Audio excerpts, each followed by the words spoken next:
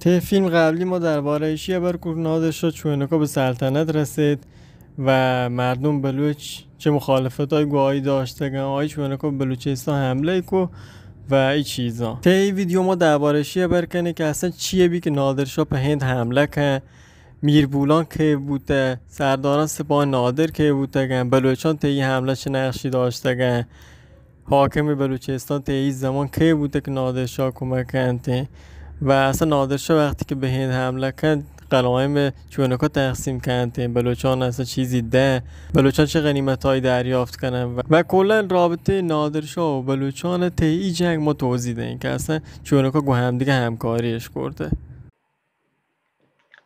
اما تو که ما گویت زمان حمله ارتش نادر به بلوچستان ارتش واحدی نداشته بلوچستان و حملات مختلفی ته شهرهای مختلف نادرشاه انجام دهنده. یکی چه این حملات حمله به جالقه.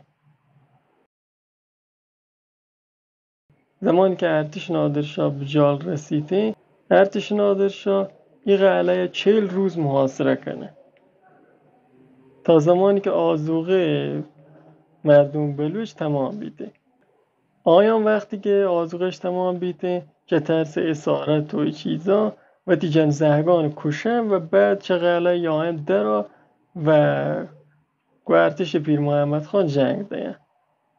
کشک بی بعد 2 ساعت اکثر مردم بلوچ تی جنگ کشک بین و یک چه اتفاقاتی این که ناراحتی و کینه مردم بلوچ بوده.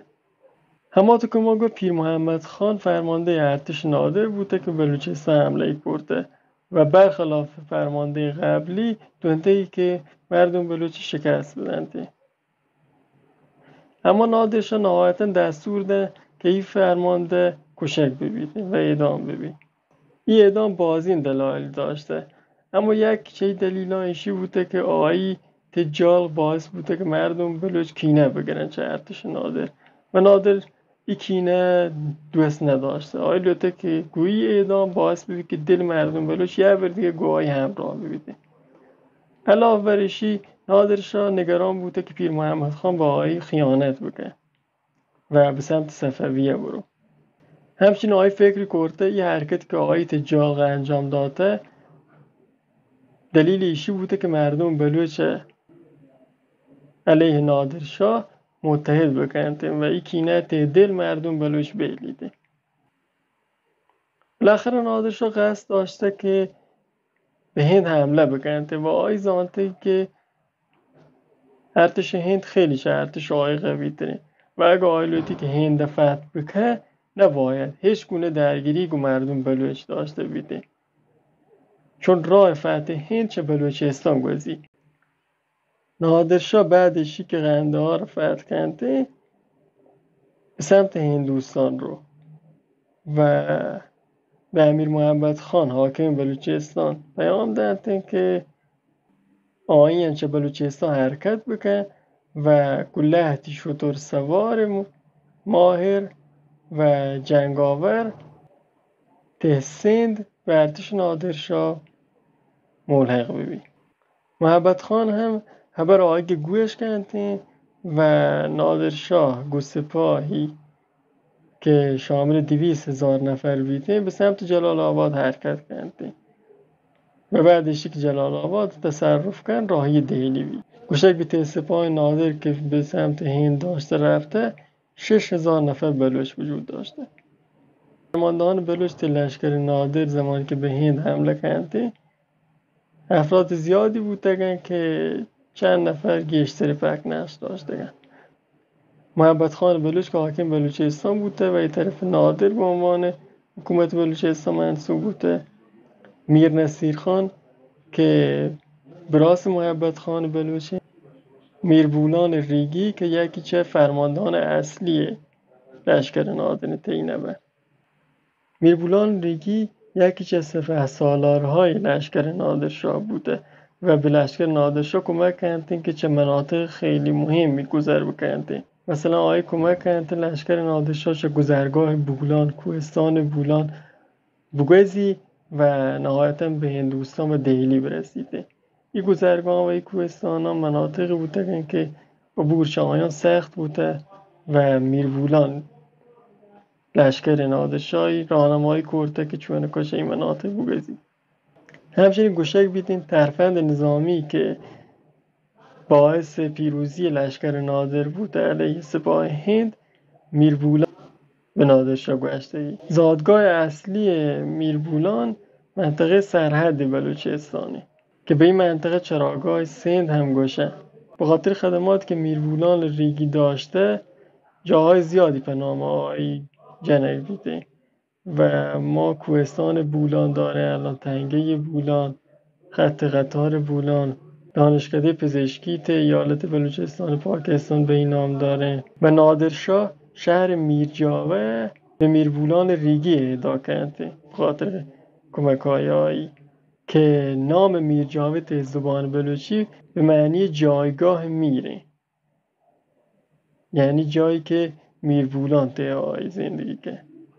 بعدشی که هند فتح بیده میر مریم مادر میر نصیر خان که از زمان ته دربار نادرشاه گروگان بوده چه نادر درخواست کردن که خونبه های میر عبدالله خانه که ته جنگ سند کشک بوده به آیان بدنده. نادرشاه به خاطر این درخواست میر مریم امیر محبت خان لقب خانی دهنده و به خاطر ایشی که چه تلاشای آقای قدردانی بکنده و به عنوان خونبه های میر عبدالله خان تمام بخش های چه سند که آقای به غنیمت گرفتگد و به تصرف دریورتگد زمینه بلوچستان کرده و تمام آیان به امیر محبت خان واگذار کرد.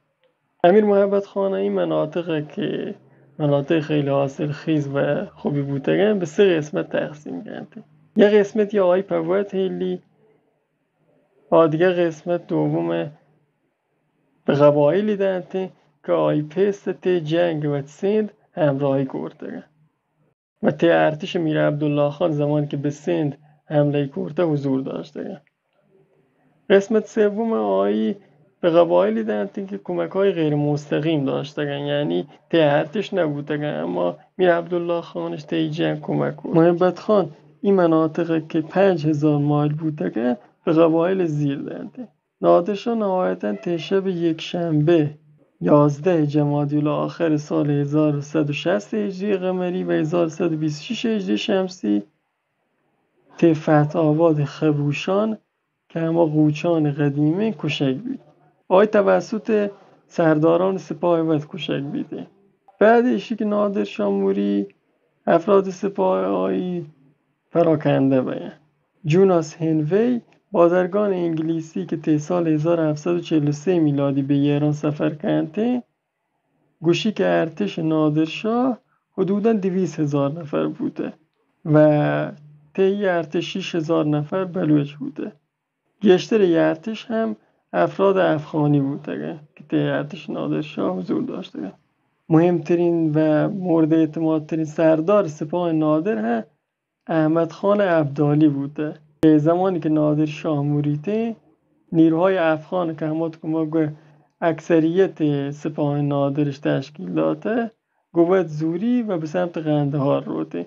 گویدن یه حکومت مستقلی تأسیس که و تبدیل به احمد شاه بی. تا این زمان که نادرشاه هم موری میر نصیر خان و آی ماس میر مریم خان که 9 سال گروگان دربار نادرشاه بودگه به همراه سردارانی که گواهیان به دربار نادرشاه یحتگه یعنی زهروخ خان، ملا محمد علی و سایر نیروهای بلوچ که حدود 300-400 نفر بودگه به سمت شیراز حرکت کردن و بعد به مکران وارد بشن. به مکران نصیر خان علیه و تیبراس محمد خان شورش کرده و سرداران بلوچ که چه عمل کرد محمد خان راضی نبودگه و میر نصیر خان همراه باید و میر نصیر خان تون به تیبرات شکست بدن و به جایی حاکم کلات ببین که بعد ایشی که به تیبرات چه حکومت کلات برکنار کنده حاکم کلات بیده و هم دیگه متحد باید و یه بر دیگه به سمت هند رایم و هند فتح کنه. ده ویدیو بعدی ما توضیح دهیم که احمد خان سردار سپاه نادرشاه و نصیر خان